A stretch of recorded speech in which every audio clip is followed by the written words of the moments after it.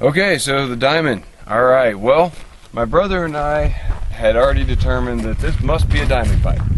It had all the right looks, it had all the right features, and it even had the right chemistry. We kept running into pieces of graphite, which is actually quite rare. So we kept digging around here, and in the meantime we found opals, and opals were easier to get. We could find opals. We had not found a diamond. In fact, it took us 9 months of being laughed at and told we were idiots, that there's no diamonds out here and there's no potential. And we've been over the geology maps, and the geology map said, no, these are exactly what we thought they were, the right potential. And as we dug around, we kept bringing home opals and sorting through and trying to find something worth real money. Instead, we were finding junk and a piece or two that was pretty. And my brother and I had been digging for, I don't know, off and on about 6 weeks straight in this area, trying to find some nice opals. And my brother decided to start goofing off, and he climbed up the crack. And wow, these are really neat rocks. They're different things. They've got swirls, they're agates, or is this jade? I think this is jade, Brian. Oh no, let's dig for opals, man. Well, I'm on break. I'm up here. So, as I am down in the fault along the edge of this thing, but you never know what you'll find. Anyway, so digging along the fault, right at the edge of this pipe. I'm pulling out opals that are good or so. So I'm down here digging away. I've cleared out 2 or 3 feet deep. My arms are down, my head is in the crack. My brother scurries across coming from the crack up on the side. He taps me on the shoulder, hands me a rock of about this size, and says, I think this is really going to tick you off. And I said, why? And he said, just look at it. And I looked at it. Yeah, that's a diamond. And went back to digging my opals. It turned out that really was a diamond. We took it to Don's Jewelry. His diamond tester, just like a ring. Oh, that's a diamond. It had the octahedral facets. It was coated in white. And it was a nice orange champagne color. And we sent it off to be tested. While it was at the testing facility, De Beers bought that testing facility. We were told that we had nothing, and that if we continued to try to recover our property, that we would be sued for harassment. That was the last time we heard or saw our diamond. Since then, well, we looked in all the wrong places. We just figured out where we're supposed to be looking. I went through about 8 surgeries since that time. I nearly died, I think 3 of those times, came close to dying. Now, well, we know where to look. We've been building the equipment to actually search for it. In the meantime, what have we found?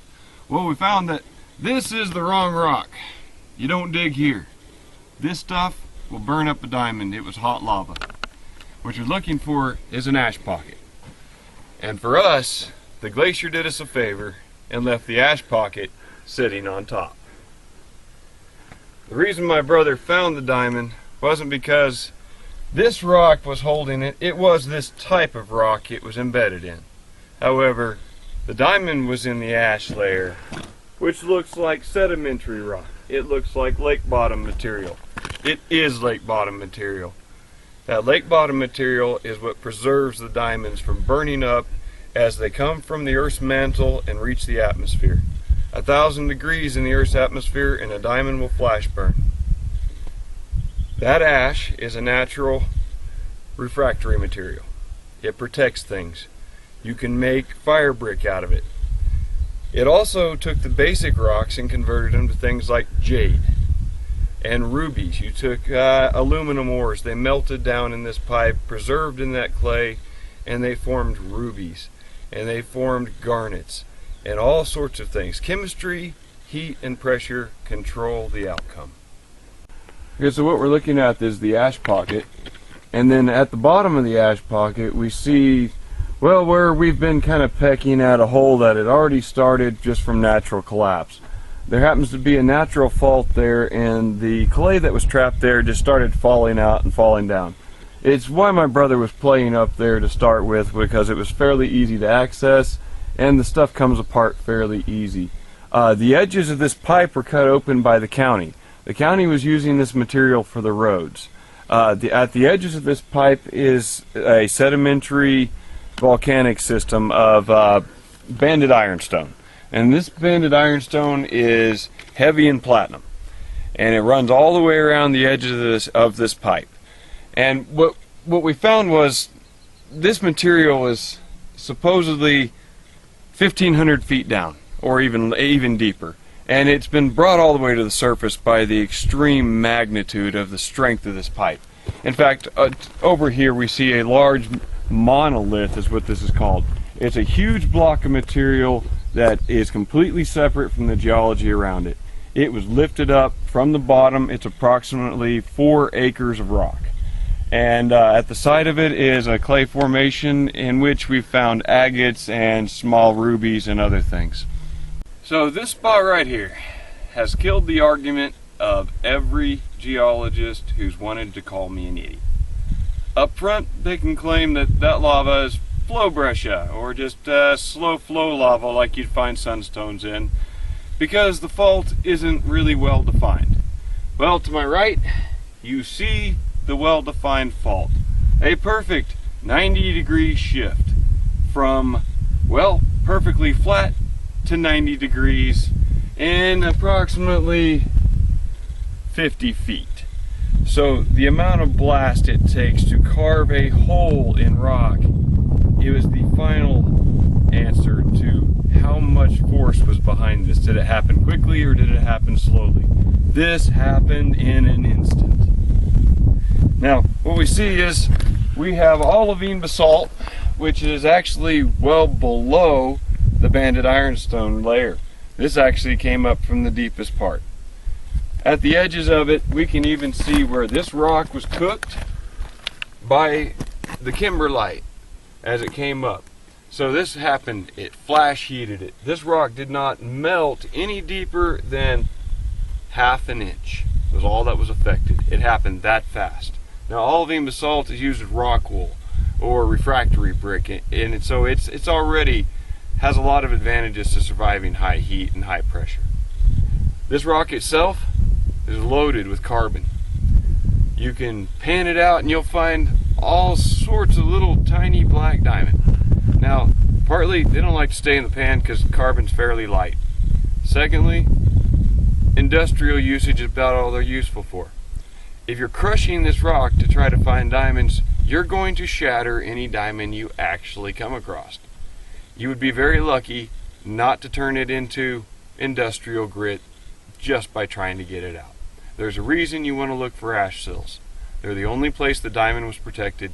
It's the only place you can get it out without destroying it. Kimberlite can be just about any color. Green, red, yellow, orange. Over time, nearly all of it breaks down and oxidizes yellow. That is one of the true signs of kimberlite versus actual breccias and flow lavas. This is what gives you the clue of, is this potentially kimberlite? Well, is it turning yellow over time? A fresh break will be bright colored. Over time, you start to see the breakdown. It starts looking soft or fuzzy. If it turns yellow, you have the potential.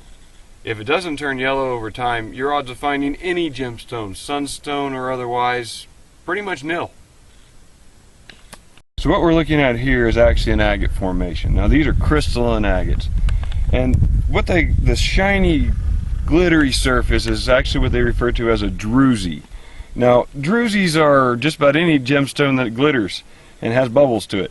Or bubbles are sometimes called botryoidal. Well, this happens to be melted basalt that has started to pull apart into different silica. You see the iron pulling apart, it's rusting. The glass was forming, that's an agate.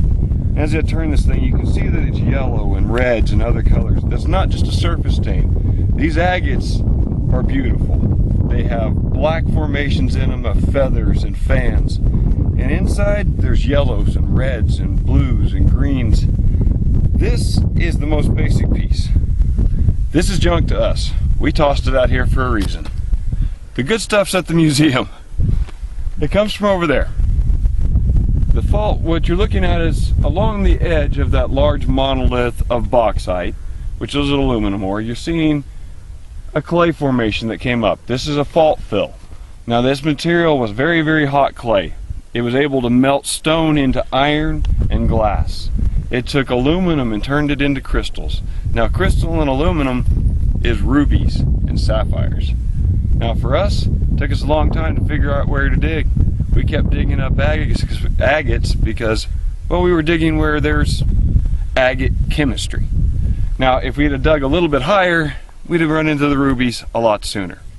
Now when we find rubies in this diamond pipe, it's because that aluminum ore has melted and reformed as a ruby. So this huge monolith is the source of any aluminum-based gemstone we find in this area. So this is where everything started. My third day in Oregon. I came from being homeless, having my dad show me around.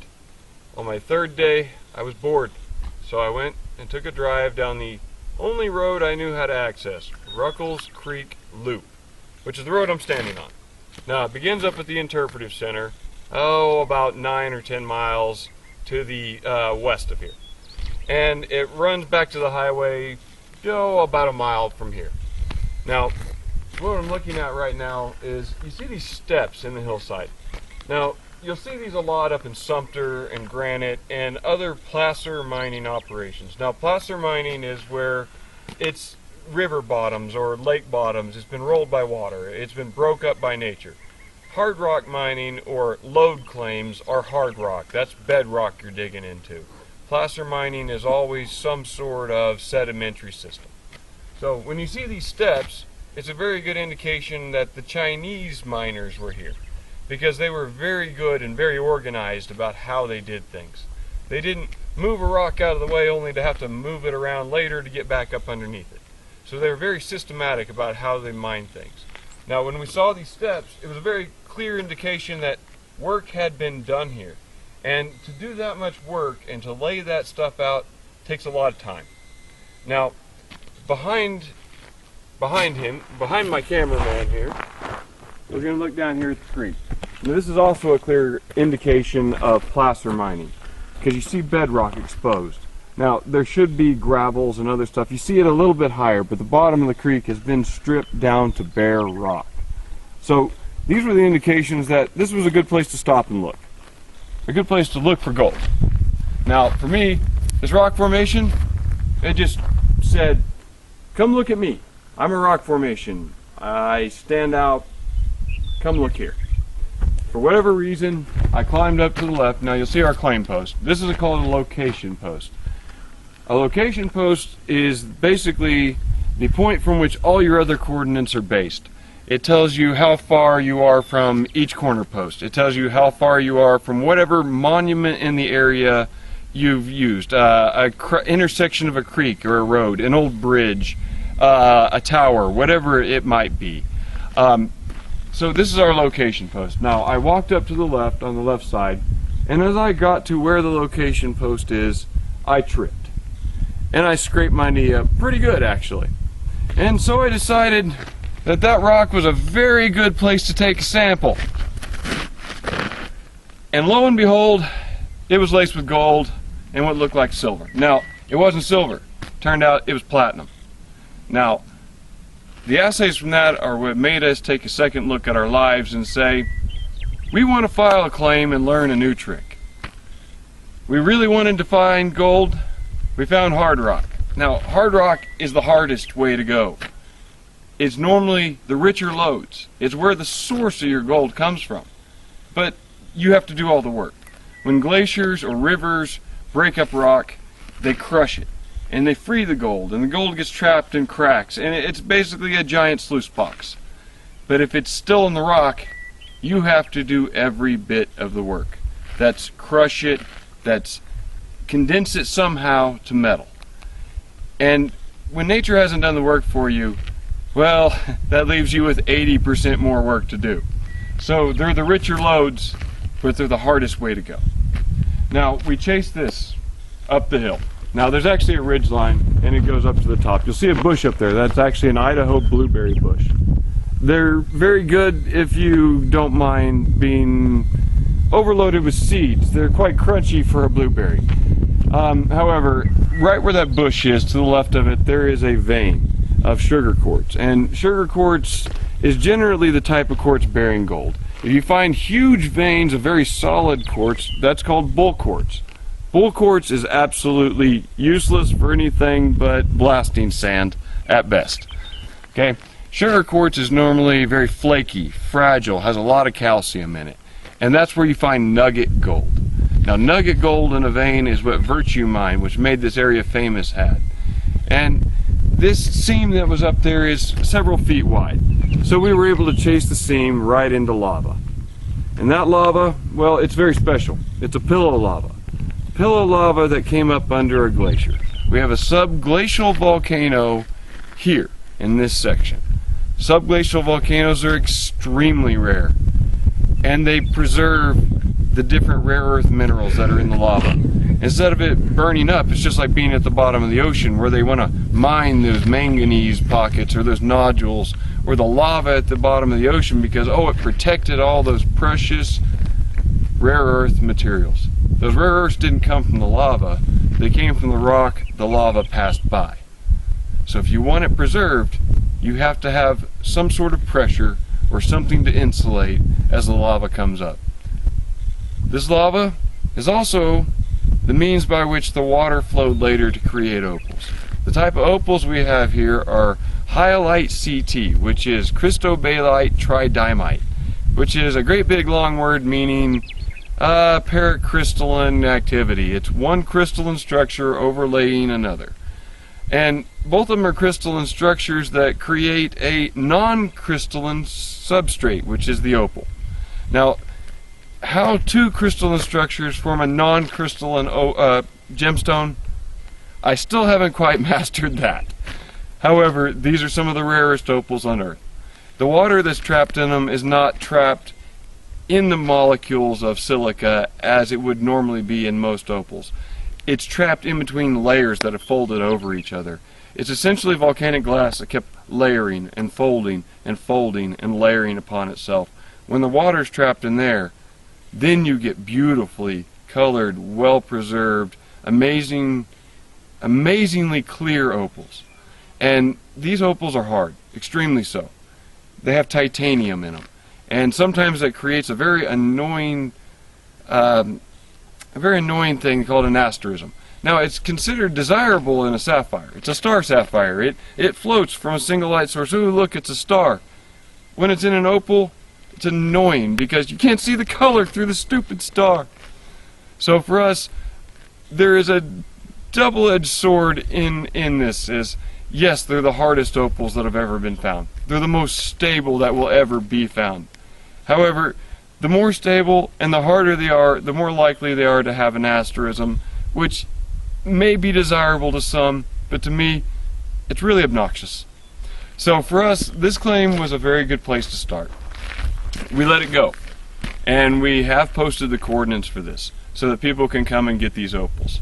These opals were mined right before World War II.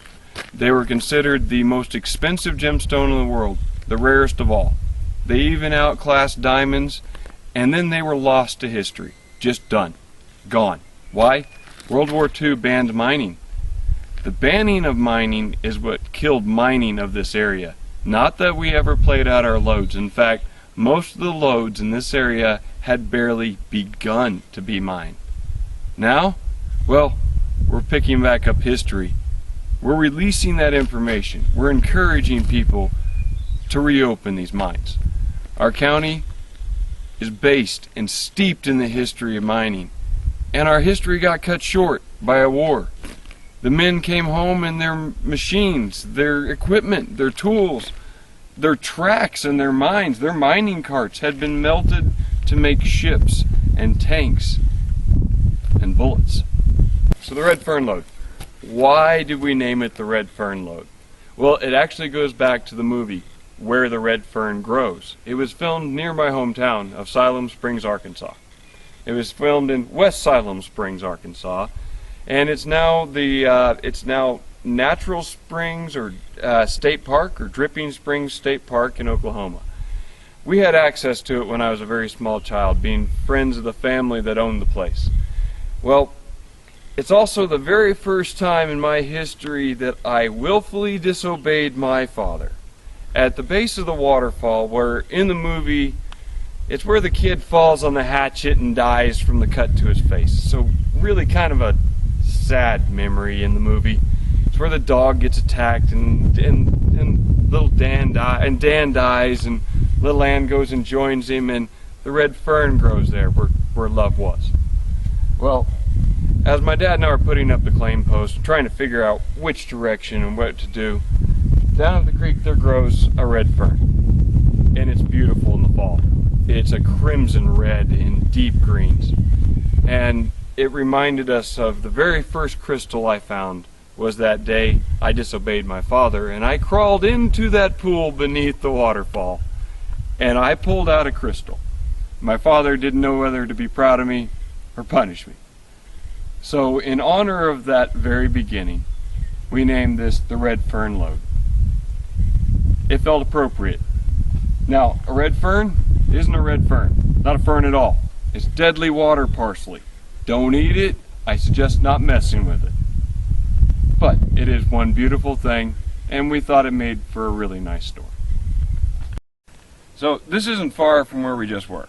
And I actually have this listed as a garnet deposit on my website. Or on my Facebook page, I should say. Now, what we're looking at is, the basics of this are you have granodiorite and prehnite coming together. Now, most of the prehnite is just massive, low-grade stuff. Now, prehnite can be anything from white, yellow, gray, black. It can have crystals that grow into it. It can have swirls. It can have mossing. It can be bright green. But mostly what it is, well, it's ashes. It's ashes from an asteroid impact that were compressed and sitting on top of the granites. And this material was heated from the bottom, compressed from the top. And over time, it basically becomes aluminum and calcium and silica. All the rest, the irons and things, begin to separate out. The irons that come out turn into the garnets. Now, when you're looking for garnets, you're going to be looking for, well, the red and brown pockets that are in this stuff. This area right here, you can see where the leftovers of the granite are. It's the chunky material. Now your prehnite, you see the layers of ashes in here. You see the chunks of prehnite. This is the gray material. It's also kind of a purple and green. Now, your better materials of prehnite are going to look like this. They're kind of glassy when you look at them. Now, if you hit it with a hammer, you're going to think this material's junk because you just shattered it. This material is brittle, even if it's about 6 to 6.5 on the Mohs hardness scale.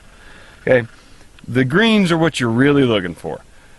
Greens, oranges, reds, pinks. Those are the colors that actually make sense. So, in this spot we see that the prehnite is basically on the bottom. This area has been flipped a little bit. The granite should technically be below. So this area has been flipped and changed, alright? If you're looking for garnets though, you're going to want to come over this way. You're going to want to look for these brown deposits. The stuff where it really starts looking like the iron is breaking down. What you'll also find in here is stuff that looks a lot like mica, but it's green. Really soft, you can bend it. That's muscovite. Now, muscovite, biotite, mica, they all have a very similar chemistry. First thing is, they don't melt. They don't melt at all. They're a refractory material. They're a crystal that's very soft and flexible. Now, that's also what preserves things like garnets as they form. It gives them that opportunity to form in a controlled temperature environment under a relatively controlled pressure. Now, the longer it took them to grow, the bigger they get. Now here, I have yet to find anything very big. I have heard tales of larger garnets here, but I don't think that's really the answer here. I think what really is going to be mined here is the prinite. I believe this is a good spot for gem grade prinite. I have not had more than an hour to ever play here. This is something I kept passing over because I didn't understand it. Until my dad brought samples back from Arizona, about 3 or 4 days ago, I didn't know what I had. Okay, so if you've been following my Facebook page, this is one of the diamond pipes I've listed on there. This is the pipe at Trail 1. Okay, now what we're looking at here is where an ash sill happens to sit on top of the ground. This is similar to my claims, and in fact this is actually a larger sill or a larger ash deposit than what's on my claims. This one's sitting on top of the ground. Now some of the various things you're going to find, most of it, well, just like anywhere else, you got to sort through a lot of junk. But you start looking around, you look close, you're going to find things like, well, you've got a little piece of jade here. Alright, is there a small piece of jade? There's probably larger pieces of jade. Now jade takes some research. First of all, not all jade's going to be green on the outside. In fact, most of it's not. And a lot of times if it's green on the outside, it's probably marble or something else. Jade likes to hide. Now there's other things you're going to find in here. Like, remember we were talking about the prinite. Well, prinite got lifted into this diamond pipe. Now this piece happens to have some really nice green glassy prinite. Now this is just a chunk. Now I know that the baseline rock is on the outside edges of this pipe. Now where it was carried into the pipe, sometimes it melted and it became moss agates, or it became better grades of prinite. It actually causes it to kind of separate. It causes the minerals to be more pure. It causes irons to come out, causes the aluminum calcium to bond, and better striations. So in a place like this, you've got a lot of options. You're going to run into labradorites. You're going to run into deep rocks, things that are much lower, zoysites, ruby zoysites. The things to look for in a spot like this are, well, you have a lot of aluminum. You do have a lot of potential for sapphire and ruby here. Now, I know from history that approximately 8 or 9 years ago, a 540 carat sapphire was found in this area. It's a midnight sapphire. Now they're clear. It'll look a lot like a piece of clear quartz. If you take it inside under a fluorescent light, it will go pink, purple, and blue. Now these are out here. This is also the area where a diamond was recently found. I can't tell you who it was, and I can't give you the details. I've agreed not to. I can tell you he was out here chasing the diamonds I posted. He got it stuck in his tread. That's embarrassing. I searched for 9 months. So, while you're out here, there's plenty to find. Now, one of the better stones you'll find is something I've named Cornelius stone. And I can't seem to find any around me at the moment, and there's a reason for that. This area was surrounded or brought up a lot of prinite. What you're looking for is pudding stone. Now, pudding stone is basically natural concrete at the bottom of a lake. In this area, you can find it. There's not a lot of it. So as you're dealing with a pyroclastic intrusive or a potential for a diamond pipe, your rocks are going to shift and change. There's some things that will never be the same. They may be only specific to one pipe in one spot, period, because it passed by a deposit no other pipe in the world did. Most of these pipes are sourced from the same place. Geologically speaking, these are less than 10 miles across, and there's at least 5 pipes here. I'm betting there's probably 8 or 9 separate pipes. Now, these basically popped up right next to each other. The only thing that really separates them is the large monoliths of structure from the lower rock basins. Those are the key. Those major monoliths are what separate the sedimentary rocks from the pyroclastic systems. This isn't just lake bottom material. This is lake bottom material that's been brought up. It was carrying other things when it came up. If it passed by a deposit rich in platinum, this pipe's rich in platinum. If it passed by a deposit rich in gold or silver, these ash sills will be full of gold and silver. Virtue has a very spattered history of placer mining. It's in a pocket here, and it's a pocket there. And this is why. these pockets should be 500 to 750 feet beneath us, down beneath clay and sand and layers of gravel. Instead, it's sitting on top.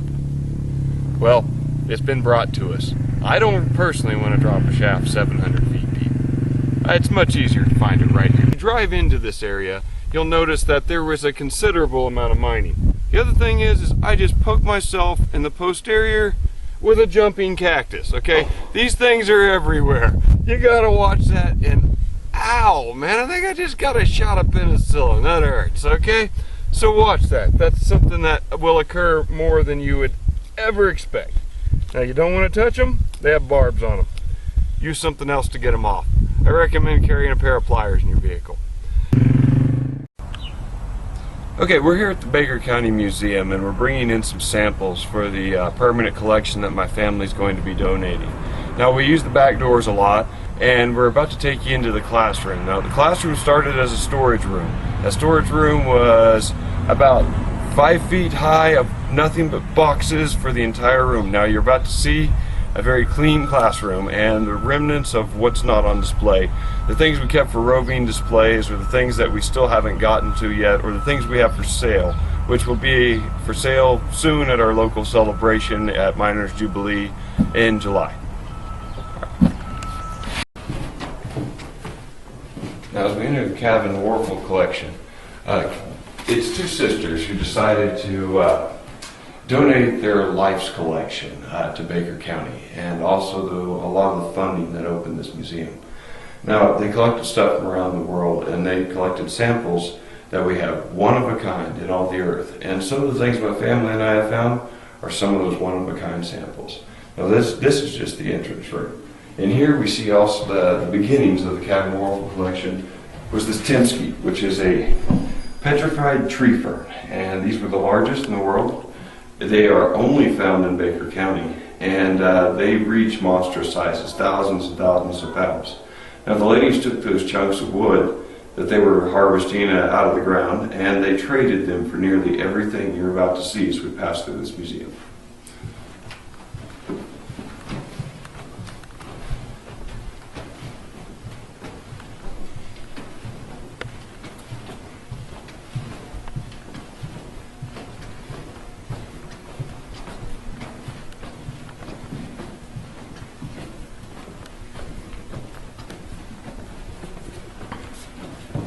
Now, we see in this room is devoted to Baker County. Now, only the crystal in the center really doesn't belong here.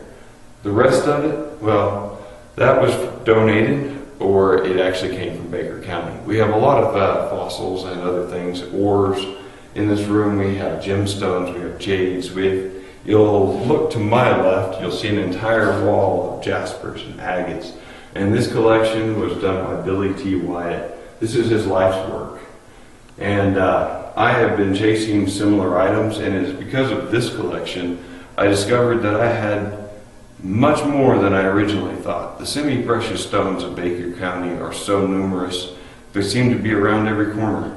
So let's go into the old lapidary room where most of this stuff is produced.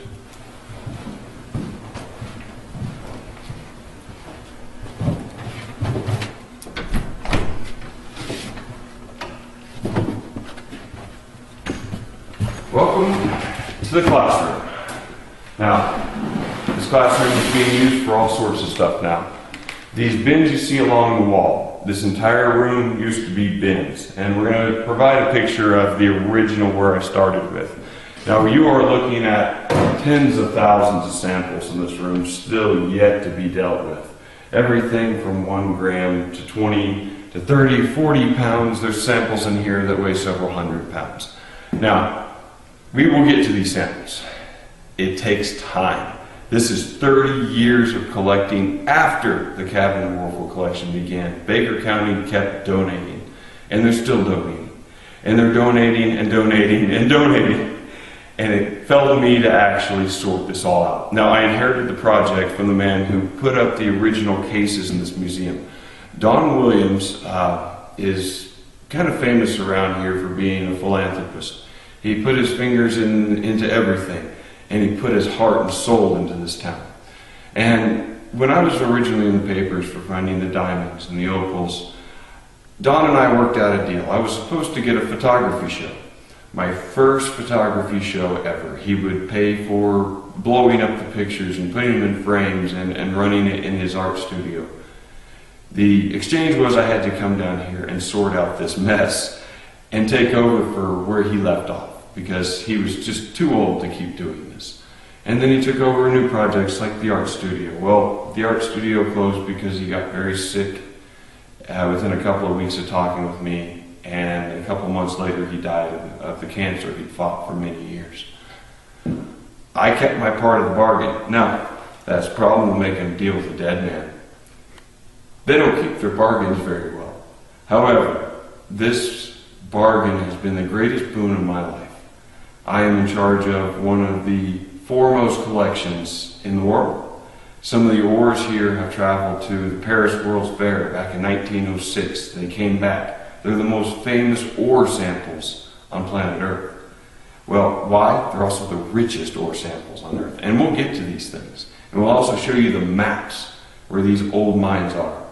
And this museum is the heart and soul of the memory and the best treasures of Baker County. People, before they die, have a tendency to give us their best stuff. And some of that stuff is so priceless, it can't be replaced. There will never be another sample like that. So, this is the classroom. You'll see us back here a lot. We're going to be doing some really fun stuff. One of those things is we're going to try to figure out whether this sample I found a few years ago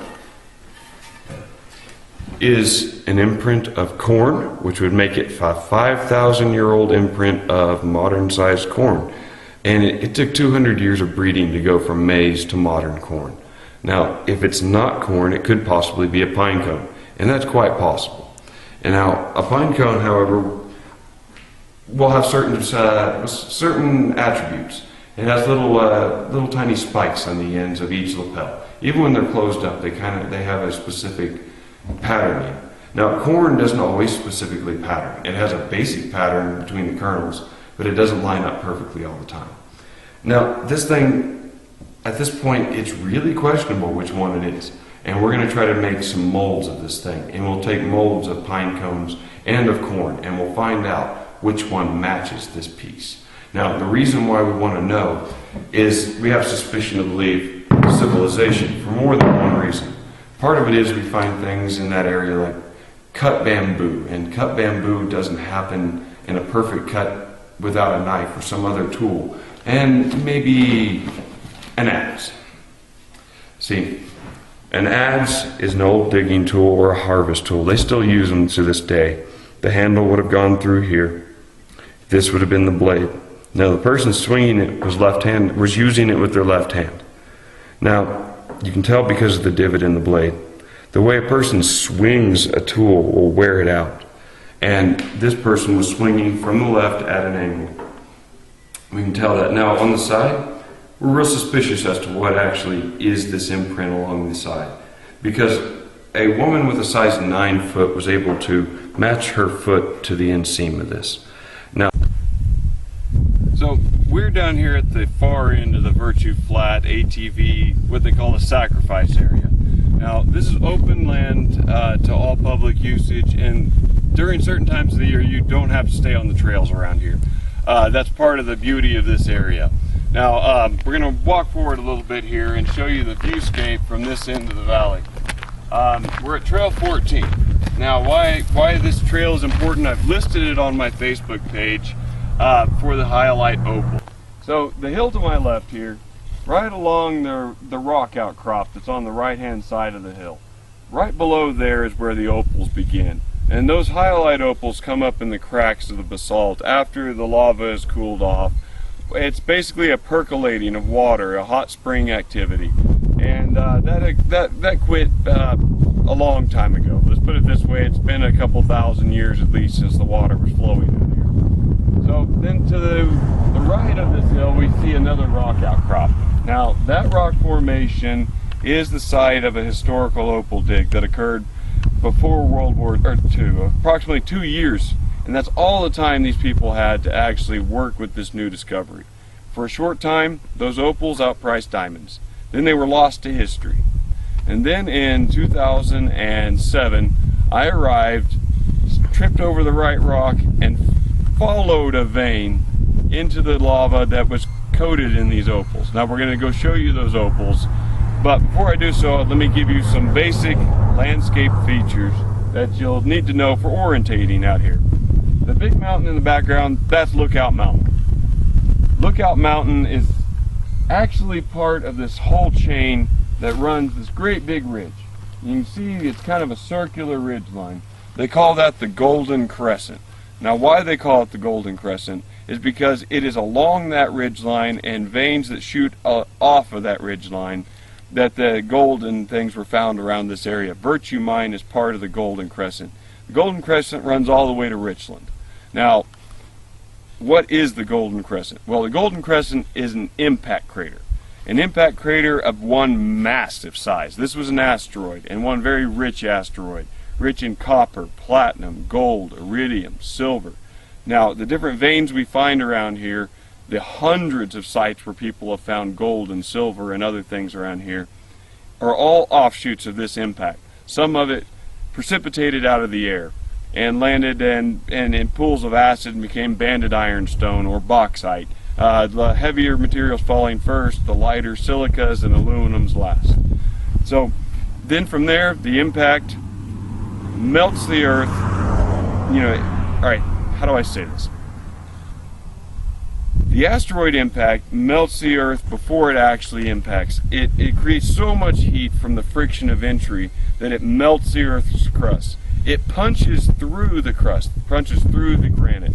Now before it even enters the earth's crust, it has created new material in that cone. It's a type of quartz that's very, very dense. Now that quartz vein is how you can tell you're along the edges of the Golden Crescent. Because as the lava came up, asteroid impacted, created a large fault in the Earth's surface. That fault is where the lava came up. That is how shield volcanoes are created. The great, gigantic, massive volcanoes that cover hundreds of square miles with just flow after flow of lava. Now, we have several of those eruptive zones. Most of them have been broken apart. The back edges of the craters ripped off, where the faults reopened later on and clay came out. So, as we stand here, we can see the basics of the Golden Crescent. Now we're about to go take you to where all this began for me and my family.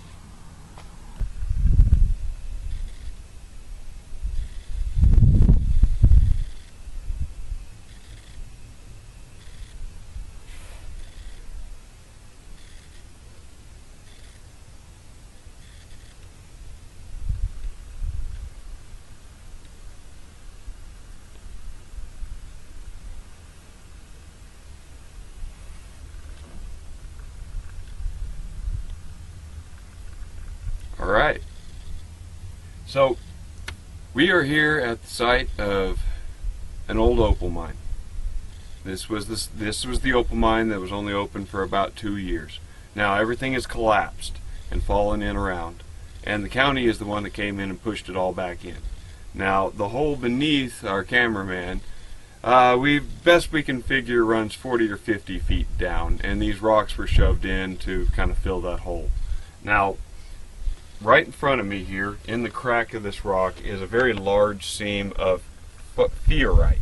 And that was named for Fiora, Italy, the original site of fiorite. And that's this white bubbled stuff you see here.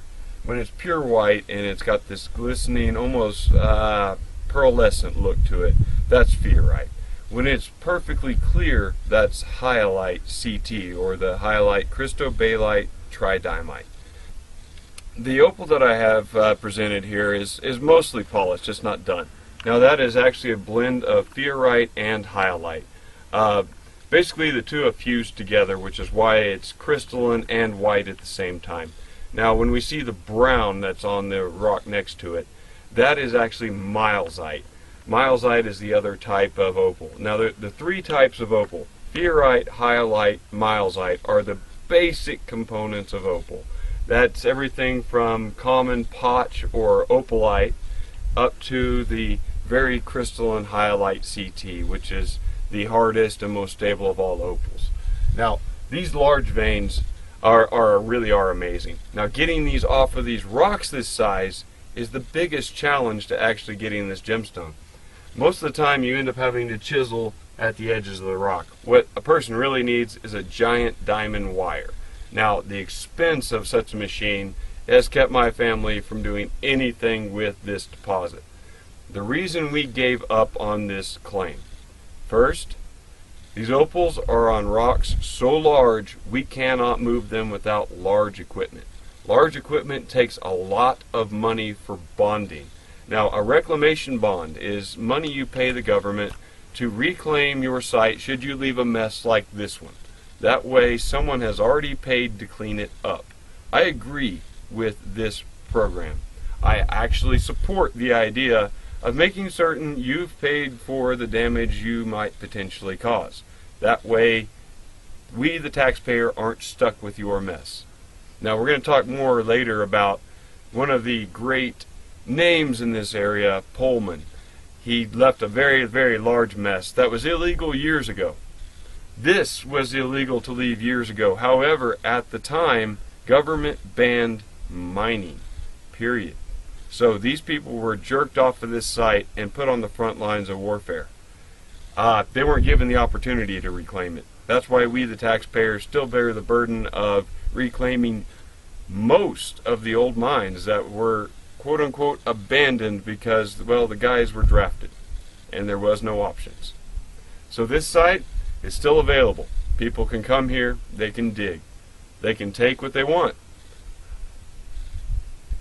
Getting the good material is difficult at best. There are better and easier places to dig for this opal. This is probably the roughest of them all. We're going to show you the next spot in the next clip. We're going to show you the easy spot that we've listed on my Facebook page. The place where the rocks are this size, not this size. And you have the same potentials, except for, well, these are obviously thick to start with. And at the surface, if they're thick at the surface, they're going to be thicker as you go down. For the most part, that's not always true. But anytime you hit a large cavity, and they're normally packed with clay, because as these opals were forming, it was a hot spring activity. As the spring begins to dry up, they kick out a lot more clay, mud, and it coats things, and it fills the cracks and eventually seals off the springs that created this. So as the hot water dies back, the geothermal activity goes down, you're left with opals and then clay packed around them. So this has been exposed for a very long time. The odds that any of this is still stable enough to be useful actually is really good. I know that sounds crazy because most opal that's been exposed gets destroyed, decimated, dries out over time. The worst thing that can happen to an opal is ice, frosting, ice, winter. Well, opals are composed of water and silicate. Water expands and contracts even inside a rock. Even if it's bonded to its molecules, it still is always separating these things apart. There just happens to be enough titanium in all of this opal in this area and aluminum to actually bond them together, keep them from drying out, cracking, breaking, freezing, being forced apart. The opals I originally cut and polished with a Dremel were shot with a shotgun multiple times. We could see the pits where the pellets had hit them. Underneath the surface of those opals, it was still stable. Now, there was a lot of crazing. Crazings are cracks in opals, or any gemstone. And some of those crazing in this type of opal is actually from the production of the hot spring activity itself. The eruptions where it's hot and it's cold, it's hot and it's cold. These types of things cause glass to break over time. Opal is just glass and water. So we're going to show you the basics of how I got to this spot and where we started from finding gold and silver, chased a vein of quartz right into these opals. Now, it was a great claim. We had a lot of fun. But practically speaking, this is not the best place to mine. Okay, now what we're looking at is that hyalite opal, and this happens to be a rock in the trail. and so it's being driven on all the time. And as you can see, there's no real degradation of these opals. They're extremely hard and obviously able to withstand a lot of pressure and grinding over time. So this is right in the road, and this is just one of those good samples that is on a rock too big to move. Okay, so what we're looking at here is a lava tube, and these tubes are special because they came up underneath a glacier. And when lava hits a glacier, it doesn't react the same way. It doesn't come up and then flow downhill. It comes up and it flows across in straight lines, or in straight stratus. Now these tubes came up one after another after another. And as they hit the glacier, they basically stop and flow a little, and it forces the next tube to come up. Now pillow lava is very special. It's full of holes that we saw down in the pit when we were looking at the opals. Now these holes have a rust-like powder. It's niobiums, yttriums, ytterbiums, rare earth metals. And the only reason they weren't burned up in this lava is they were under the glacier. They hit water. They were preserved by the gases in the lava. That gas protected them from burning up. Now, these tubes cracked and separated as they cooled because they condensed as they cooled and pulled away from each other. Where these cracks are is the potential for quartzes and opals and clays to come up through these cracks. There are weak spots in the foundation. Weak spots in every foundation are where you're going to find things injected or where things grow into those pockets.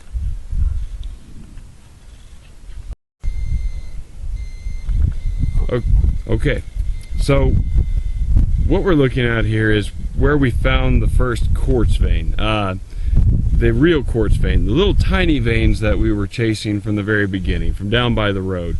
That's just at the bottom of this hump that we happen to be on, the long ridge line we just drove down.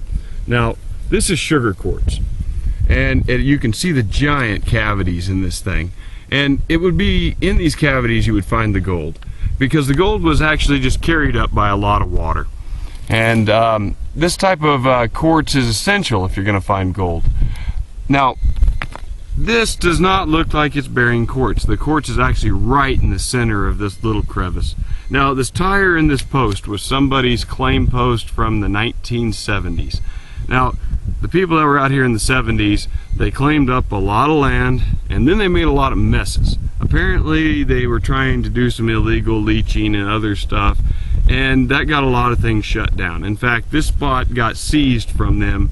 So when my family arrived on scene, we crawled up the hill, we found this, we see the old tire in the post, and think, oh gee, this rock doesn't look like ore. And we crunched it, and no, there is nothing in this. We've tried over and over, and you can find biotite, which is similar to mica in it. And what this is an andesite basalt. Andesite basalts are composed of lava and a lot of ash or cooked down granite. And really there's not a whole lot of value to this. As far as road gravel goes, it crunches easy, but it also goes to powder easy, so it doesn't last.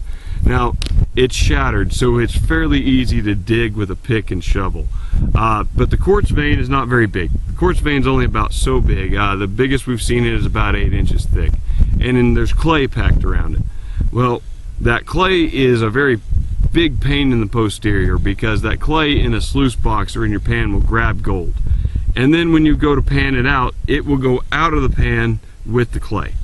So we had to separate the quartz from the clay and the surrounding material, which means we're having to move a lot of material to get a little tiny piece of quartz. And there's no guarantee that that quartz has any gold or silver in it at all. So though this type of quartz is identical to what was being chased over at the Virtue Mine, this type of rock is identical to what was at Virtue Mine. Virtue Mine had the same issue. You're following pockets of quartz, and sometimes they get huge, and sometimes they're bearing great big gold nuggets, and sometimes they're carrying nothing at all, and that's most of the time. In fact, most of the time at Virtue they hit nothing until they hit giant pockets. We would have the same problem, but we do not have the equipment, the manpower, the ability, or the $1 million bond that would likely be required for a project of this size. So we gave up on this claim because it was simply too big for us to handle, it was inappropriate for a small family of disabled people. So we moved along. Now this is still open to the public. Do you want to dig for gold here? I wouldn't. And why? It's a lot of work for very little reward. The quartz isn't even useful for anything more than a sample. I wouldn't set it near my TV, however. The rare earth materials that are in it will screw up your TV, your DVR, your DVD players. This material has a slight radioactivity to it. So personally, we walked away from it, and I suggest that most people do too. The opals are the answer here. If you want to play with something, the gemstones here are the bigger story. The gold is minor. This type of quartz came from a reformation of the banded ironstone that we have over on our claims. So we have the source over on the claims we kept. This is just the particulation of that same source. So anytime you can get to the baseline rock, you're going to be in much better shape than having to chase a vein that was reformed from the baseline rock. All right, so I mentioned bauxite. Bauxite is an aluminum ore. Now, aluminum comes in many forms, but bauxite is the ultimate ore for aluminum because it ranges anywhere from 70 to 90 something% aluminum. Now, this is the material that if it melted into the clay dike that we're now standing on, or the pegmatite dike, that it will potentially form rubies and sapphires. Now, we've been digging down lower before this up till this point, and what we found is a lot of agates because we ran into high silicate rocks that melted, and we see some of those off to my right here, and it's just a normal basalt basically that broke down. And basalt is, you know, basic lava. Now, this is remnants of the banded ironstone, and this would have been the top upper layers of that banded ironstone. And we can see that stuff is just crumbling, I mean falling apart. And the reason it's falling apart and crumbling is because it was heated by that clay. Now, what we want is not where it just got heated and started falling apart. What we want is where it melted. And we can find that just a little bit lower as we go down the hill here. So we've gone down a little bit lower, approximately 30 feet deeper into this formation. And what we're seeing is we're actually getting Thompsonite. Thompsonite is these little brown balls, and they're composed of mostly aluminum. Now, sometimes inside you'll find opals, you'll find smithsonite, which is a fuzzy white type thing. You'll find phryonite, phryonite, and just about anything that could be aluminum, calcium, or silicate. Okay, so I'm digging down through here trying to find a small handful of these to take home. We're gonna grind into a few so you can see the type of stuff in them. And I found a few here. There's another, let me see. Oh, good grief, that's a deer pellet. Ah, man, now I gotta wash my hands. This is the spot I've listed for the highlight opal. And the reason we listed this spot, not only is it public land and it's open to the public, it's also simple. Well, fairly simple, because the rocks are much smaller. These aren't giant boulders. The opals here are in tiny little cracks. And the basic process is rolling some over, okay? They're on the ground, and you can see around here that people have actually piled up and stacked the rocks to get them out of the way of what's junk, what's good. And I noticed that there's a lot more activity here than the last time I was here, or my family. In fact, I'm impressed by how much people have actually moved in this area. So what I'm going to do here is I'm going to start rolling some things around, and we're going to hope we come up with something. This stuff is an inch thick, most of it's very thin. So we're going to keep going. I've seen purple, yellow, orange in this area. There's no telling what can actually be in here. A lot of the coloring is based on the mineralization in the rock. And here we have a lot of red lava, and so we actually end up with some pink ones occasionally. And women seem to really enjoy the pink and purple opals. I will say they are the rarest of the things we find in these zones. Keep rolling a few over. It's not that difficult this time of year. The ground's still a little bit soft. And, well, we've got, well, there we go. Alright, now this is a plate of opal, and this is just a small plate. This is thin stuff. Now, if I roll it around, I can actually see a little bit of color under the surface. Now, on this type of opal, most of the time you grind the bubbled or botryoidal surface off to get to the material underneath. That is stating that the material is thick enough to actually be ground. Now, I'm seeing that most of this is really thin, and this is not a great piece. However, it demonstrates what you're looking for in this area. This is definitely not an edible plant. This is Meadowland camas or death camas. In fact, 1 gram of this plant will kill an adult male. It's deadly enough to kill the bees that pollinate it. So handling it, don't do it. If you're gonna have to move one out of the way, use a shovel or wear gloves. Don't handle this plant. Don't eat it. Keep your kids away from it. Make certain if it's in the area, you point it out to your children so they know better. This plant is very deadly. Alright, so we're about to leave Baker City, and we're traveling on the interstate here. We're headed south, and we're not going to be on the interstate very long. We're actually going to get off of here really quick. However, where we are headed is Ebel Creek. And Ebel Creek, or Ebel, depends on who is saying it around here and where they're from, is a little bit difficult to get to. So we're going to try to show you the best route we know of to get there, because there's a couple of turns that are difficult to navigate. The other thing is, we are going to take a gemstone from location back to the house and polish it, and we're going to do it in one afternoon. We're starting now at 2:40, and I expect we'll have it done around dark. Okay, so we've taken the interstate to Highway 30, and then 30, we're headed out toward the dump. If you know how to get there or not, take the road that goes to the Baker City dump, and then bypass it. So that's where we're headed now, and this is the old road to Durkee. If you stay on this road, you'll go all the way to Durkee and Ash Grove and Lime. Cross the screen? Yeah. Yeah, they clear up after a few seconds. I wonder if it actually is on the video or not. Yeah. So, the mountain in the background here is, we're looking at Dooley Mountain, and the system, well, Dooley Mountain to the right at the far tip, and then all the hills leading up to it on the left. Now, we're going to go in the low spot in between the mountains you see on the rise, and that's Ebel Creek.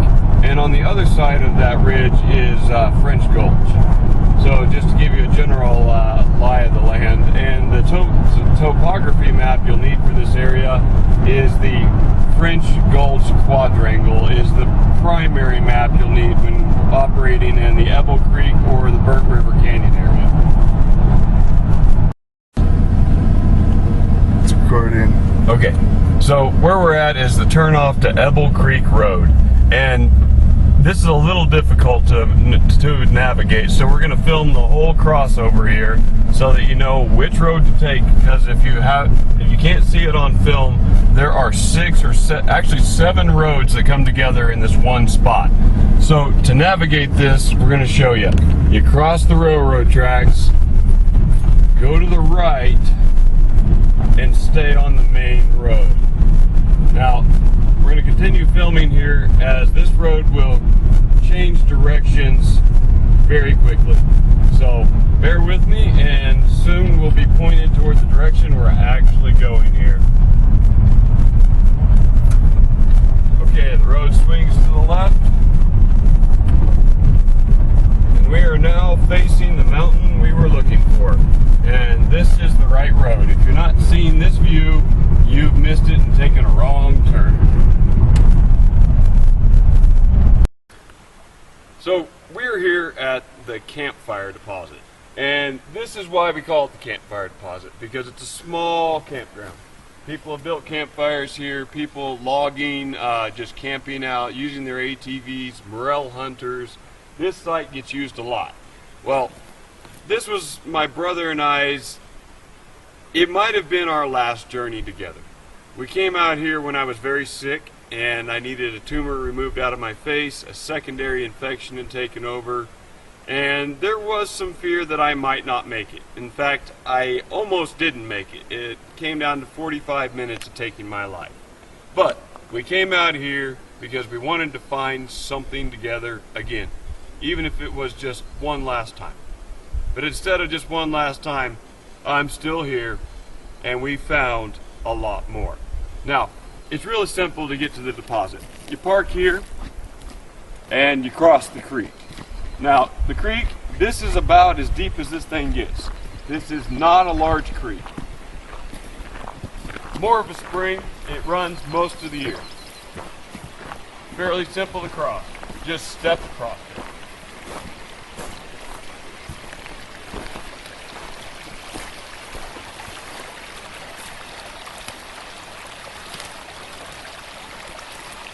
So, we're across the creek, and we're in a fall. You see rocks on the right, rocks on the left, and there is a crack, a crevice down in between. This is a very large clay eruption. This is where you find fire opals, campfire jasper, campfire phryonite, and others. And there is more things to be found here. And I'm not going to give away all of it. It's open to you to find. I'm hoping that the world uses this spot, finds these beautiful opals, and is able to make good with what would have been, might have been, my last journey.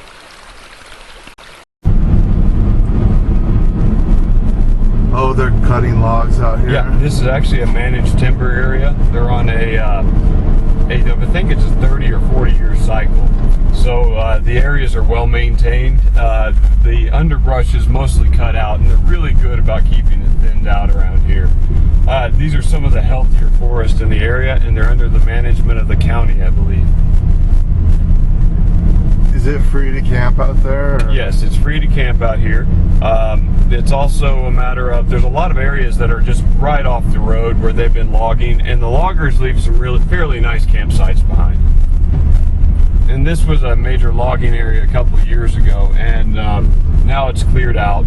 Most of the logging areas leave a lot of open spaces. Now, the bulldozers and things that they're using, or the large equipment they're using to pick up trees, rolls out a lot of material, digs up a lot of rocks, boulders, and a lot of times this is how we find things, is the disturbance of the ground in areas that hasn't been disturbed in hundreds of years makes it a lot easier to find things. Otherwise, you're looking at things that have been buried by clay or even by pine needles, 3 or 4 feet thick worth of organic matter breaking down.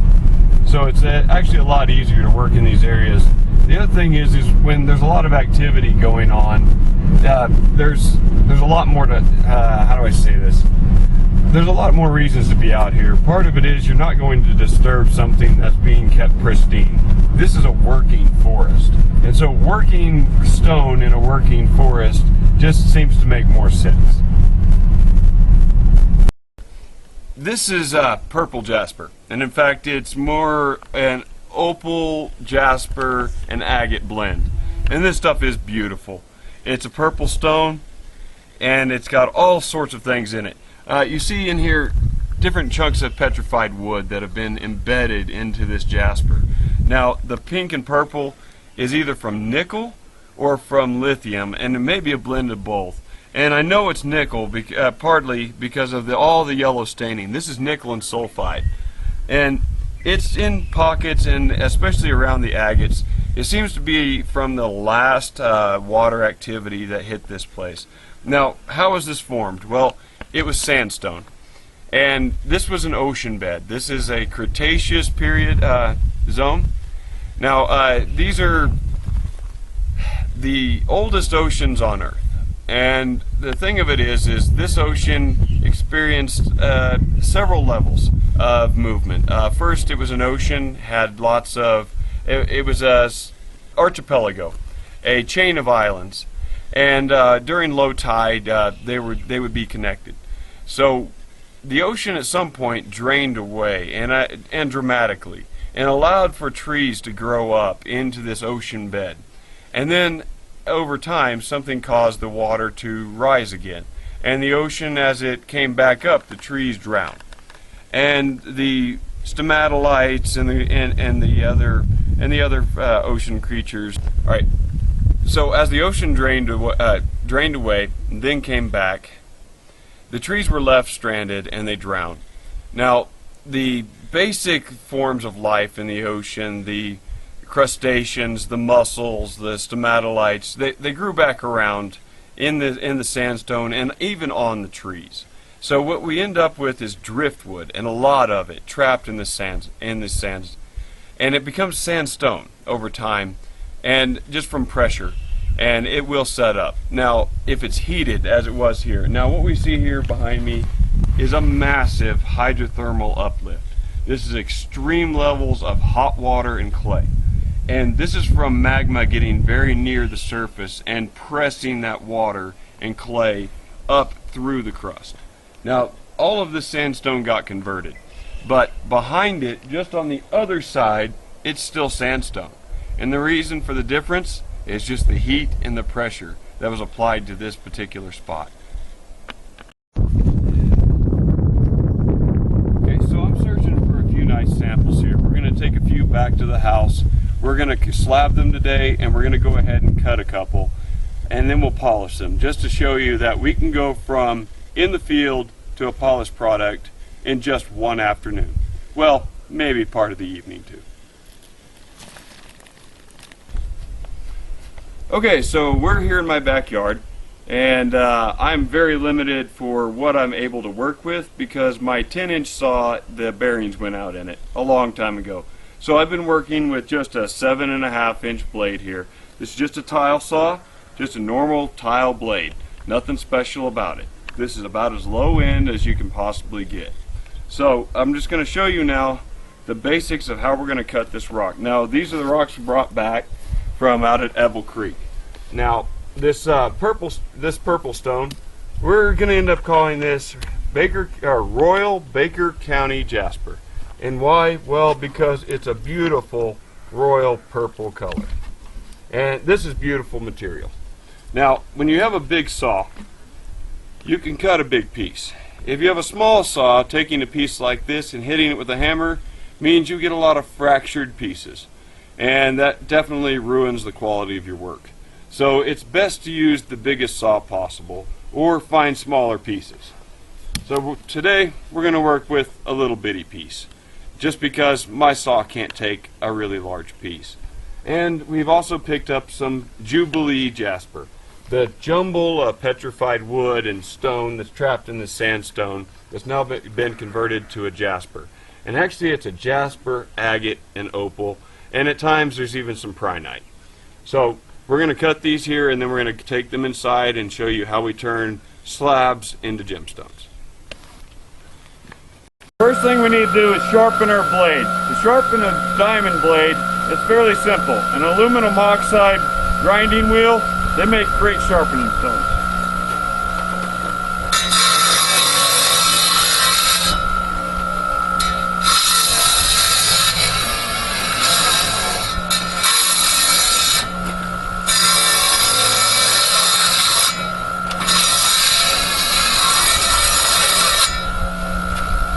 Alright.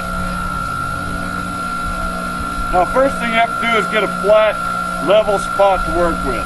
So you generally want to figure out which way you want to cut the rock, and then start cutting away the junk in a flat plane.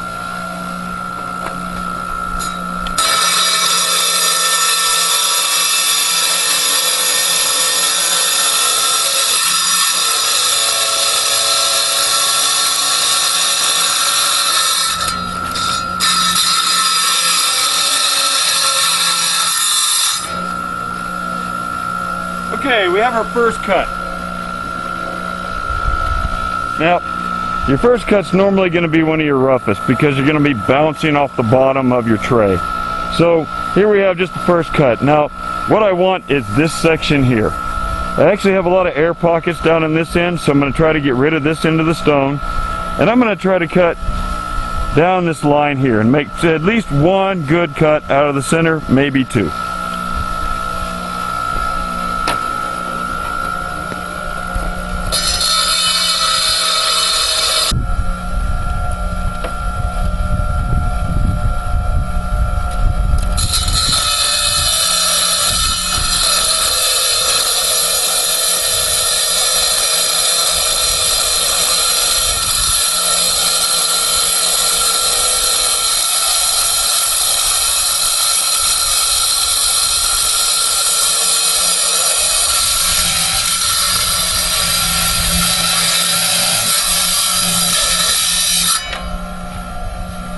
We have one successful slab at the moment.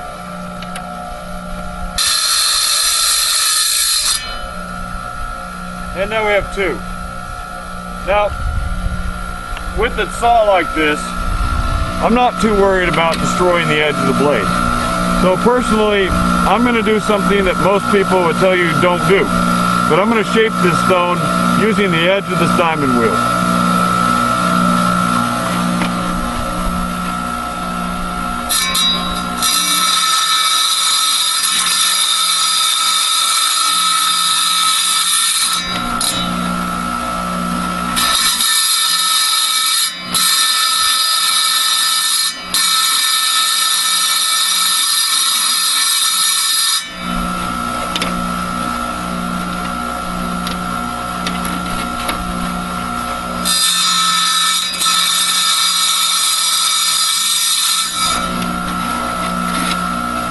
Now if you want to get closer here, I'm going to go ahead and roll the edges of this square stone. Partly because it makes it easier and quicker to actually polish and cut. And I'm going to do as much work as I can on this blade before I get inside. Because the less I have to do inside, the faster this is going to go.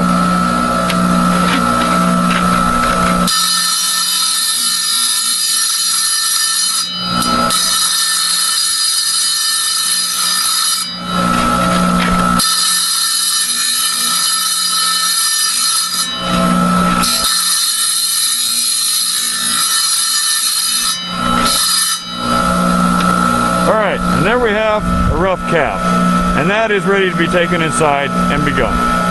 Now I see that it's not quite level. I have an option. I can put it back on the blade, or I can work with it inside. And the answer is, I have a lot of experience, and I'm going to work with it out here.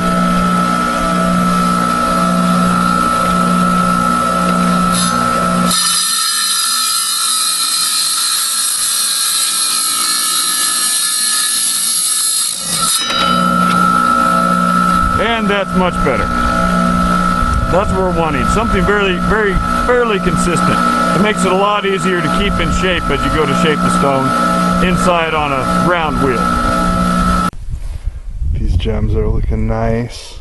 So yeah, this is just the very basic, this is the basic outline. We've just barely shaped them. They were just in flat planes. So they've gone from these rough rocks, and now they look like something at least. But we can see the patterns already. We know what we're going to be working with. We have an idea of what's coming. And that's the best you can hope for at this point. So it looks like I'm set up here. I've got my water going. I'm letting the machine prime so it'll drain properly. I'm letting my wheels get wet. And I'll explain what type of basic safety equipment. You don't necessarily have to have gloves. A lot of people use daub sticks, which is normally a dowel rod dipped in a certain type of wax and it holds your stone. I have bad carpal tunnel problems and I cannot hold on to those little rods. So I work with larger pieces, partly because it's easier on my hands, partly because I have access to much larger pieces than most people normally work with. So I'm going to put on my basic safety equipment. Gloves. These keep my fingernails from getting ground off. I didn't wear them in the beginning, and my fingernails got shorter than my fingers by a long shot, and very, very thin, and it became necessary because they got really sore after a while. So just thin nitrile gloves bounce off the diamonds as they're spinning. And they keep your hands from getting torn up, roughed up, sanded off, and it just takes one little thin glove. So it's definitely worth the investment. Any basic rubber glove, I wouldn't use plastic. You'll never be able to hold on to anything. So I'm going to put these on. Now, rock dust is kind of dangerous. Depending on what type of rock you're grinding, silica dust or other things, there could be dangerous things in the rocks that you're grinding. Now, wet grinding is preferred. That way you don't get dust in the air. However, you still get mist and fine particles. So I recommend wearing a mask if you're going to be anywhere near the machine while it's actually running. The risk is low, however, I don't need to take that risk. I already have problems with my lungs. Okay, so I'm going to put a basic mask on. I recommend the type with 2 straps. Why? Because it keeps it from slipping while you're working. Secondly, being able to adjust the nose piece keeps your goggles, which you'll need any type of face protection will pretty much do. I can't tell you what to use or that could make me liable. However, these are my basic things. Cheap gloves, a basic filter mask, and some cheap safety lenses just to keep stuff out of my eyes. So I'm going to turn the machine on and let's get started.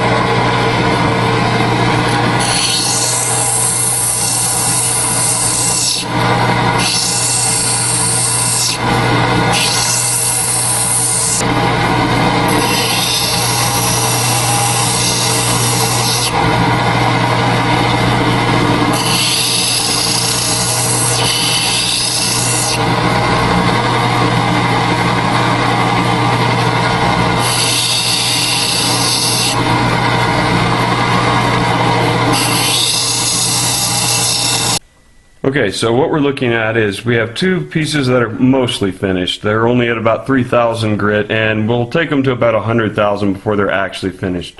Now the two raw pieces we cut, we're going to go ahead and finish those completely today, from start to finish here, and it won't take that long. But there's not going to be a whole lot to say over the next few minutes. The machine's loud, and I'm going to be busy shaping the rough pieces into these pretty shiny ones. Right. The whole shot as I start the new one here.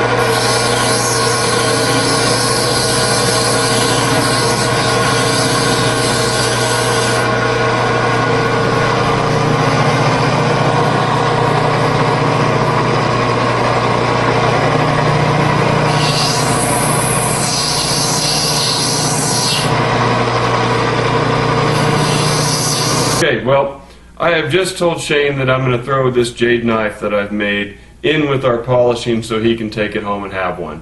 It was sitting in my tray, kind of defected, and we decided that he'd like it as is. So we're going to put that in here. Now I'm going to explain what these are. This is a system I built. It's a giant flywheel off a motor with a belt. Very simple. Now the box is made out of plywood, but it's lined with rubber, and this is inner tube rubber out of a tire. The air valve in it, you remove the air valve, and I used it for a drain, and that drain is just gravity flow. Now the water is supplied by a hose, and we actually have the hose on the floor here because, well, it's a workshop, and the only water fitting is around the corner, and I haven't taken the time to install copper piping up through the floors and the rest of it. So we just have it plugged in, a very basic. It is just a piece of copper tubing that has been squished at the end to limit the amount of flow. Now I'm going to go ahead and turn it on. And it runs different pressure. You go ahead and get in here and you can see this. Yeah. See, we control the pressure with the valve. Let me go under you. It's funny. Control the pressure with the valve. And we can increase it, decrease it, and that way we can control how much water is getting to these pads, because you do not want to try to dry polish ever. First of all, you don't get a good result. Secondly, your pads wear out faster, and lastly, you're stirring up dust again. Now this setup was very cheap to make. If you have a motor and a flywheel and you have the shaft and bearings, it's cost you nothing. If you go out and buy it, you're looking at about $70 for the parts. Not that big a deal. This pad, this is a Velcro pad. You can buy them at Napa. These are for car polishing. And this is what goes on the bottom of an orbital polisher. Well, I liked it well enough to use it right here, because that allows me to change my grit without having to change a wheel all the time, without having to do much more than strip and grip. And these I buy at Napa, all the way to 3,000 grit. The 3,000 grit is a sponge wheel. I will get nearly 100 stones off of this one polishing pad. These cost about $9. Not that bad. The rest of these run about $1 each, $1.50 to $1. And they're different grits. We have 240, we have 320. We go to 600, 800, 1200, 1500, 3000. Okay. Now, do you need to go through every single step? No, you don't. However, depending on the hardness, the harder the items are, the shorter the steps you want to take. Otherwise, you end up with what they call hazing. And hazing will block the beautiful color of your stone. It'll cause a very clear stone to look opaque. So we want to take it in whatever steps that are necessary. So what we're working with is jaspers. Jaspers are fairly soft. So I'm going to be able to jump these steps quickly. So we're not going to need much. So we're going to go ahead and lay out what we need. We're going to need the 3000 grit. We're going to need a 1500 grit. Oh, I think I just dropped it. Nope, those are too small. Don't need those anyway. Okay, so what I'm going to look for here is an 800 and a 1500, and there they are. Alright, now I want a 320, which is these. Now, if you can get these red diamond, these are excellent. These last a very, very long time. I can get 20 to 30 stones out of each one. That's very impressive for aluminum oxide. I'm not familiar with the brand. I do know these are wonderful. Napa sells these. They just brought them in, and it's a heck of an upgrade. Okay, so that's my 320. My 240. These are by 3M. These do really good work. However, they don't last very long. That's why I don't like this particular type of polishing wheel. However, it's the only 6-inch polishing wheel or polishing pad I can get at Napa that's lower than 320. Now, why it's important to start here. My grinding machine is a diamond grit, and this is really good for shaping a stone.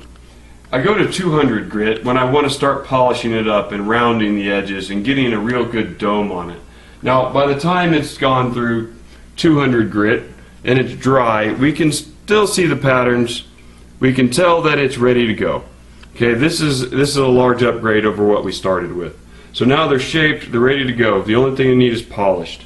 So we went from 100, 200 grit. Now we would use the other wheel that's on here, but I wore it out about 2 days after I bought the machine because it was already gone. So we're not even going to mess with that. And I discovered it doesn't yield a good product anyway. So we're going to go with Napa products from here on out. And that's how we're going to finish it. Part of the reason I went with Napa, I got tired of waiting 2 weeks for things to arrive, only for them to wear out just as quickly as what I could buy down at Napa, if not quicker. So when we get to the other side of this machine and get to the polishing compounds, that also comes from Napa. And that is for car polishing, but it is identical to the stuff they're going to sell you online for polishing gemstones. So I'm going to buy it at Napa for 1/3 the price and get twice as much. I love Napa, and they know me down there, and they cannot wait to see what I've been working on because I've been teasing them with this for 2 years, and now they're about to see what gets done with their materials. Alright, so we're about ready to go ahead and polish these things, and I'm going to sit down here and I'm going to go from pad to pad, and I'm going to shut the machine off each time, but there's going to be a short delay. These won't take long on this session. Okay, machine on. Nope, machine off. I made a mistake. It helps to start with a polishing pad.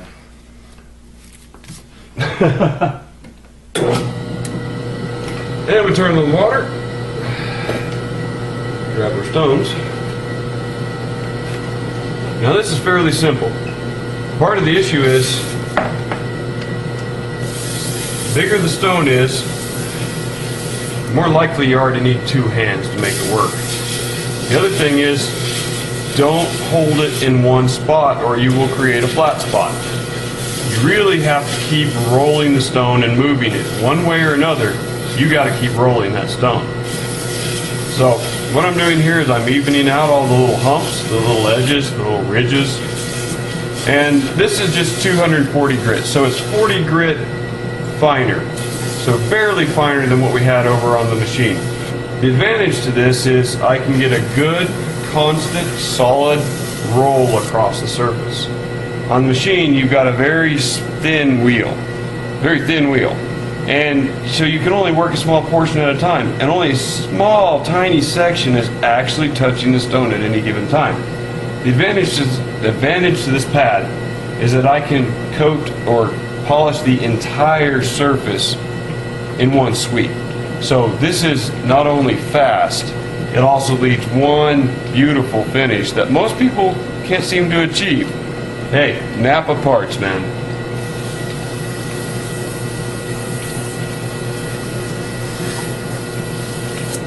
Alright, now because I'm kind of a perfectionist and I do things most people don't, I work on the backs. But I don't spend a lot of time. Now this thing, I put a beveled edge right at the back edge of it. Now when this thing sits on a table, it'll give it the appearance of floating on the surface. Now this is an effect I truly like for art pieces. It'll drive any jeweler nuts.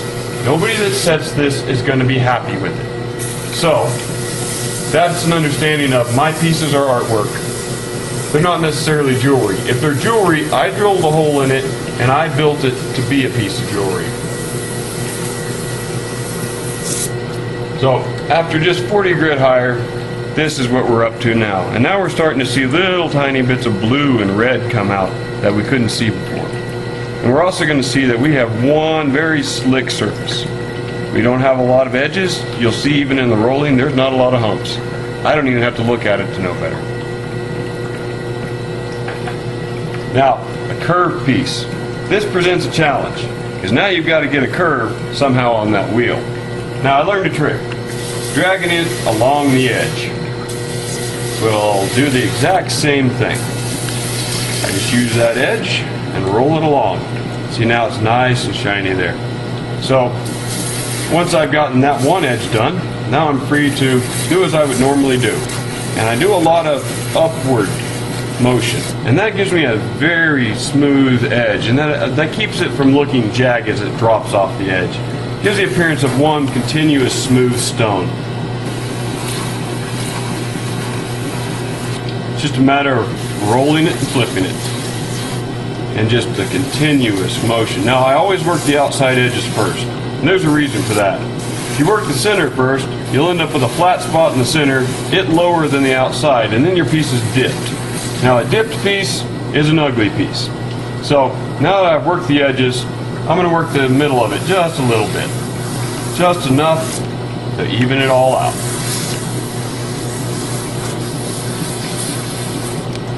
Now when I get to this tip, that's fun, because I have to be very careful. If I sand too much, it'll take too much off and we'll be out of shape. If I don't do enough, we'll have a high spot there where it won't be polished. Now we already, ouch! Ooh! Now that's something you don't normally see. And that's a giant paper cut, okay? That is something I haven't done in 6 months or more. Oops, but I'm gonna keep working. It's not that big a deal. So, here we go. Finish the piece. The back. And then the slight bevel I use around the edge. That is accomplished by holding at a certain angle and maintaining that angle all the way around the stone. It takes practice. It's more by feel. Okay, so now here we are. We have a nice smooth surface. That is an air pocket. There's nothing we can do about it. We either leave it in there or we reshape the piece. Me personally, I don't mind them in there. If it's not unstable, it's not going to cause it to break, I'm just going to go ahead and leave it. So we're done with this pad for these two stones. Now we're going to do this real quick. Now a knife is easier for me. There's more to hold on to. There's a lot of flat surface area. And I don't have to get my thumb down there close to that spot where that cut me. Now I love knives because they actually take me less time than a normal cabochon. A lot of people will charge big money for knives. I charge because it's a larger piece, not necessarily because it's a knife. Why? Well, knife was easier for me than those other pieces. Alright, so we're going to switch to the next pad. To do so, we got to shut all this off.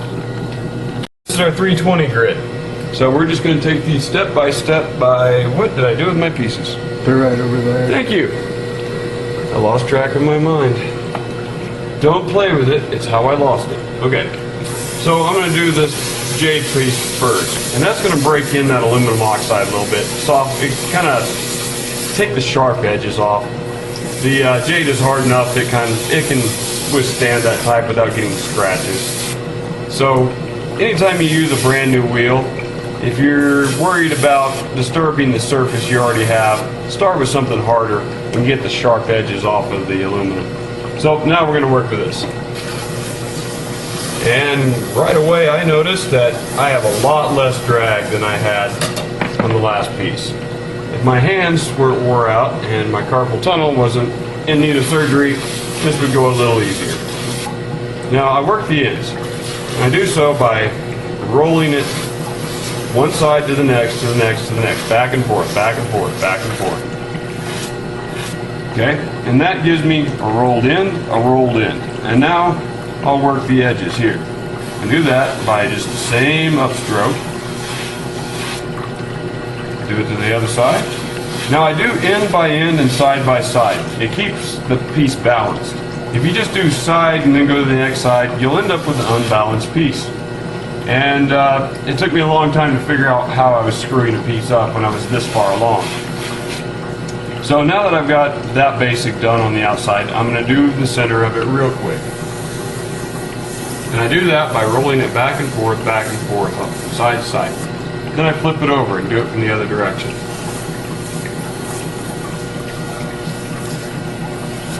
Alright, now, not to forget about the back, we're going to do that bevel again. Just use the same basic angle and turn the stone. Now, like I said, this is something I do, and I've never seen it, something I do, and I've never seen anyone else do this. This is truly unique to my work, and I don't know why other people don't do it. Personally, I know it's because jewelers want standard pieces that fit standard rings and standard pendant sizes.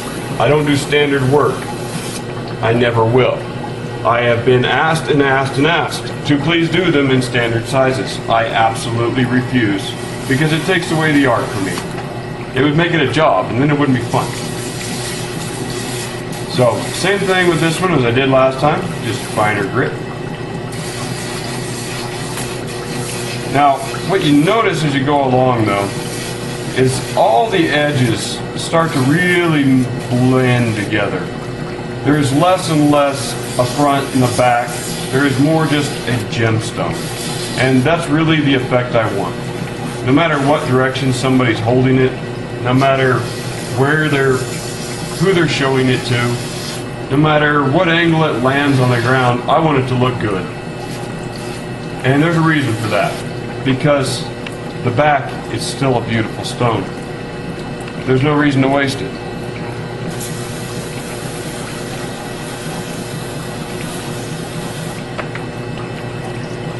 And the reason I put all the rubber in is, well, things bounce. And when they fly around, if it hits rubber, it doesn't break.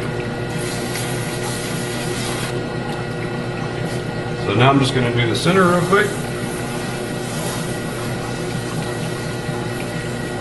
I also find the center of the wheel is really helpful.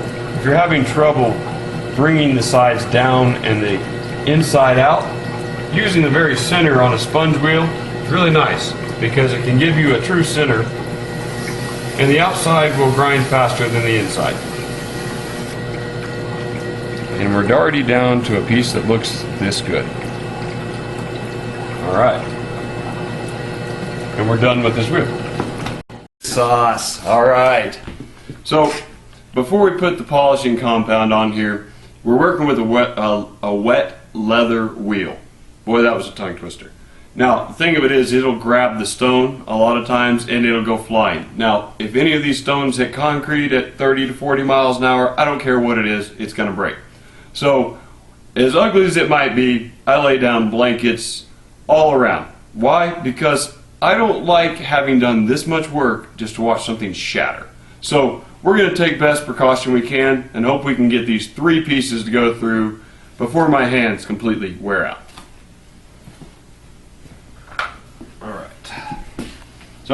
Yeah. Alright, so what we're doing is we're wetting the wheel. It takes a little bit for it to absorb, so I start with wetting it down before I even turn it on. So I'm going to wet it down. Alright, and then I'm going to use these compounds. Now this is Maguire's. This is by far the absolute best polishing compound I have ever found. I threw away all my other brands. I literally took them to the trash and tossed them because once I discovered this product, I didn't feel like there was any need to have the other ones around, because this system works every time, and it works exacting every time on every single stone. It doesn't work that way with most products. People tried to tell me, you'll need this for that, you'll need this if you're going to work this stone, you need all these things. All I needed was these 4 compounds. That's what I needed. Now these are diamond and cerium oxide and chromium oxide and all the things you would buy online. However, they're set up in grit sizes. They're real simple. Heavy cut, medium cut, light cut, finish. So we're going to apply these by turning the wheel on, getting it wet.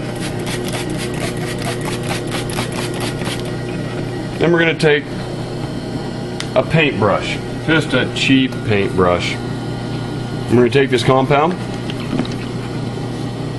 and apply it to the wheel by doing this. Now we don't need much. Yuck. We don't need much because we're only doing 3 stones. And when I'm only doing a small amount, I start with the outside with the heavy grit because I can work my way to the inside as I go. Okay. Now, you don't want it sticking to the wheel. You want to keep it wet at all times. If it starts to dry out, your pieces will grab and stick, and they'll give you a terrible polish. So, first we start with just working a piece at a time. Work it onto the wheel. I kind of work one piece and then get the rest of it going. And there's a reason for that. As you work this compound around, it makes this stone smoother. The smoother it is, the less likely it grabs. So if you work it onto the wheel slowly, you have a surface that's not grabbing as you're trying to apply it. So we've gone through this one grit. Now, to get all of those weird curves, same thing as we did on the other, we're going to use the side of the wheel. And we're going to bring it at an angle to get those edges. We turn it over and do the same thing to the other curve. Now, for the rest of it, we're just going to roll with the knife. Alright, so I've done it once. I'm going to go over the handle on its own. Now see, we're starting to get dry again, so I'm going to want to wet it down. Now by the time we get to our final compound, we won't need to wet it down so much. But in the beginning, you apply a lot of water. Okay. So this one is done with that grit. Now, I'll wipe it off real quick so you can see the difference already. We're already to a very, very high polish, and that's just the first of our polishing. And we have 3 more steps to go. This is approximately 15,000 grit. Here we go, we're down to the final grit. We had to save some battery juice, but here we are. So, this is 100,000 grit, and this is the final polish. And we're going to go ahead and add a wax layer when we're done to keep these from oxidizing over time, getting damaged, and other things. And it'll give it a true high polish on top of this, but it'll make certain the polish we're giving it now doesn't get abrased over time. So this is really a quick grit here. Turn it over, get the last of that. Alright, and now I'm going to do the back side of this thing. And this is where it gets a little bit dangerous with a flat wheel on a flat leather surface. This is where it'll stick and go flying. Now I've learned one thing. Get it off of here, it drops just fine. Gravity always works. So, quick little polish. This is the one with the hook, that's why it's over on the side. It rolls. My hand up here to make certain it doesn't fly. Alright, now we're going to do front and back, so this is where it's going to be real tricky so we don't screw it up. And now the back side. Now when you go to do a back side on anything, touching it to the wheel and then dropping it is actually the way to go. Otherwise it'll grab it right out of your fingers before you ever get started. And once again, to get it off of this wheel, gravity works. Nope, down to Shane's knife, and then we're done. Okay, so this is our final process when we're going to wax it. Now we had to let them dry so that we don't have wax interfering with water. Now, this is a standard blow dryer. I like the different settings on it because it gives me the ability to switch to cool blast, which is something you want at the end with wax. Now wax, we're going to cook it into the stone. Wax at a certain point stops being soft. It actually goes to a very hard lacquer. So what we're going to do is cook the wax into the stone, and then we're going to set the wax as a hard lacquer. So this is standard practice with jade. I've discovered I like doing this with other stones, and this process is actually used to cause a lot of museum samples that stay shiny and they look lustrous without any work. This is how it's done. So we're going to do the basics with some small stones, and eventually we'll show you how we do it with some larger pieces. So here we go, the very basics. Now, me, I don't mind getting the wax on my fingers, so I'm just going to stick it in the wax. Okay, get it coated. That's all I'm going to do with it. Then I'm going to set it down in here. And what I'm going to start with is, well, high and very hot.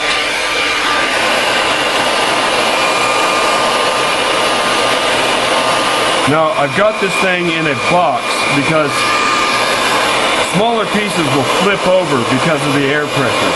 So what I'm doing is keeping it from bouncing around or flying elsewhere as I work this piece. Now we see the wax has gone liquid.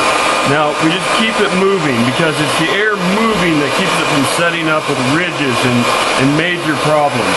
So as we see this piece start to move around, I'm going to flop it a little bit. I'm going to do both sides.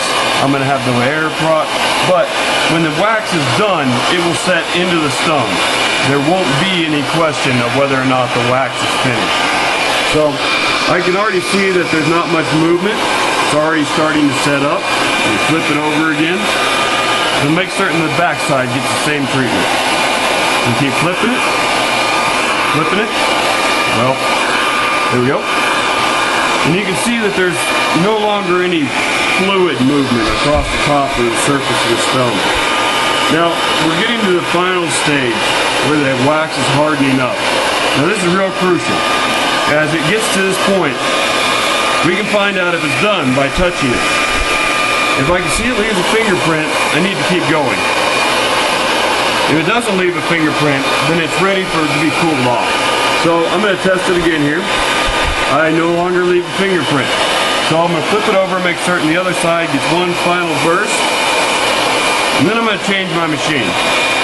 I'm going to change this to cold. So I'm going to switch it over to cool and leave it on the high. And we're going to cool this off as quickly as possible.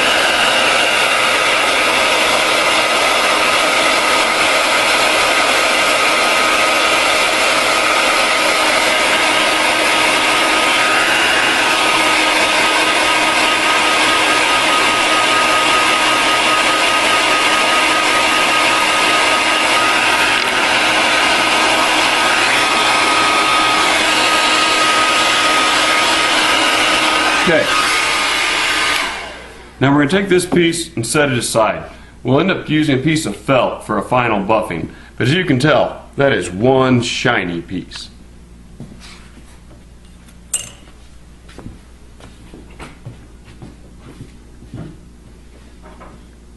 We're buffing these with a piece of felt at the end here, and this will bring it all to a really high, very fine polish that's permanent. And this is fairly simple to do as long as you don't drop it on the concrete like I'm trying to do here. My hands are worn out today. So I use two different felts here. One is a really rough felt and the other is a really fine, soft felt. And what it leaves us with is one very high gloss. So you can see the one that hasn't been quite buffed out yet versus the other. Now the difference is a high gloss. That's it. And this is permanent. It doesn't oxidize and it won't turn white over time. It's not going to lose its color due to sunlight or just basic lights robbing it of its bright purples and pinks. So this is the process by which we save them, and this is how it's done. We've taken a stone from rough out in the field, brought it home, and it's now 740. Which, well, We were out there from 2 o'clock, 2:40, it was 2:40 to 7:40, so 5 hours. And we took a lot of breaks. We had to drive in there, and it was an hour and 20 minutes worth of driving there and back. So we have done it from raw stone to a finished product in less than 3 hours.